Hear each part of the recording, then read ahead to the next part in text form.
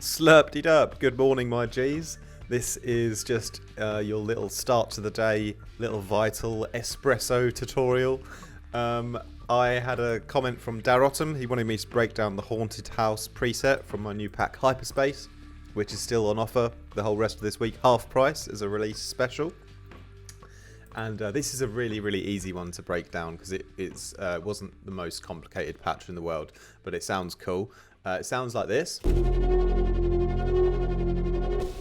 You've got the Sloan macro to slow things down a bit. And you've got the Tony macro to give things a little bit more intensity.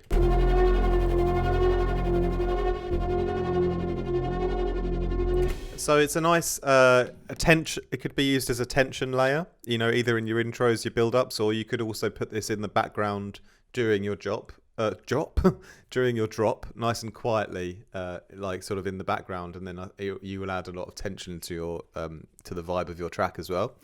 It's really, really simple patch, to be honest. Let's break it down really quickly. We only have 5 effects as well, and the voicing is basically just made up of 2 saw waves and some white noise. So we have our first saw wave at plus 12, and to get this sort of tension into the sound, it's basically a pitch modulation on the first oscillator here. So with LFO1, I've got a slow sort of triangle, and it pitches on the fine tuning. It pitches this oscillator up and down ever so slowly. It's got this slow kind of pitch movement on it, so it almost goes up a semitone, but not quite. But it's enough to feel like it's sort of detuning a little bit, you know. So that's the main kind of like tonality of the patch. Then I've got another one here which is at minus 24, so you got a nice low saw wave, and that one stays static. Okay, but next, what really then makes it a lot softer is obviously having a low pass filter on. So a low pass is applied to both of these oscillators, and then this is where I add in LFO2, and this is a fast triangle 1/16, and it just has a subtle amount of movement on the cutoff, but enough to provide this fast pumping motion, but it just doesn't go up too high, you know. It just stays relatively in the middle still. And there's actually a bit of movement with our first LFO as well. So the first LFO actually also moves the cutoff like up and down slowly. So you've got 2 movements on the filter, on the low pass filter. You've got a slow opening and closing, and also a fast opening and closing, but both very, very subtle. Okay, I put a little bit of white noise in as well. This one, you hear it a bit more when you turn the Tony up. Okay. Then basically I run the output of this through another filter. This is the phaser positive, and this has a very, very slow also cutoff movement as well. This is a really subtle filter though. Okay, let's bop over to the effects, and the chorus is up really, really high. So we're almost at 60% because it's like a background pad kind of thing. You know, I can go a bit more crazy with the stereo information. So that's where the sound sort of really comes alive. I think I might have tweaked the delays a little bit, but basically it's just a lot of chorusing.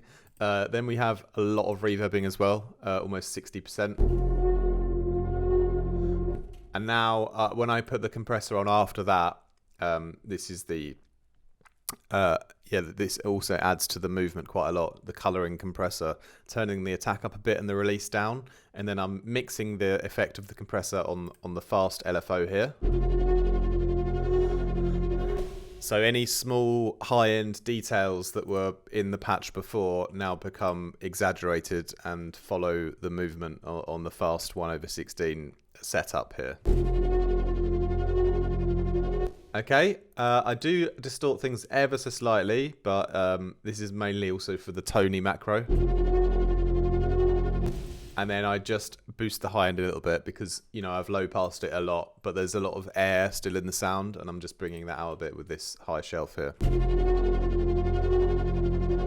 All right, and then so for the Sloan, basically all I do is turn down the main the 1/16 LFO here, so you can have a slower version. And for the Tony, this is where I sort of exaggerate some parameters, and we're basically opening up the filters a little bit more to the right.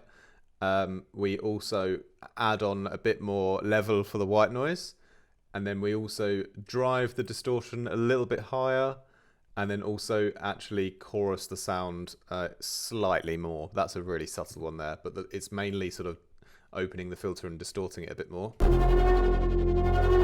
So that is kind of that macro is kind of set up so you can help to blend it into your mix down a bit better, because if you've got a really like aggressive mix down, you might need to put on some more drive so you can hear the sound a little bit better through the rest of your whatever else you've got going on. So that's the Tony. That's the idea of the Tony, is like giving it that extra crunch and extra distortion push so you can hear it a bit better in your mix if you need to, but it's quite clean without it as well. So that's the Haunted House.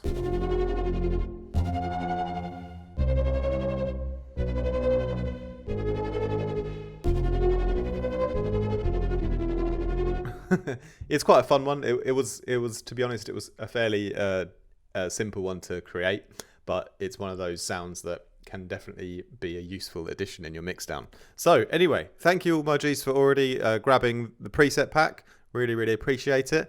I've got a couple of cool ideas for some other tutorials coming up very soon. So until then, much love, take care, see you guys soon.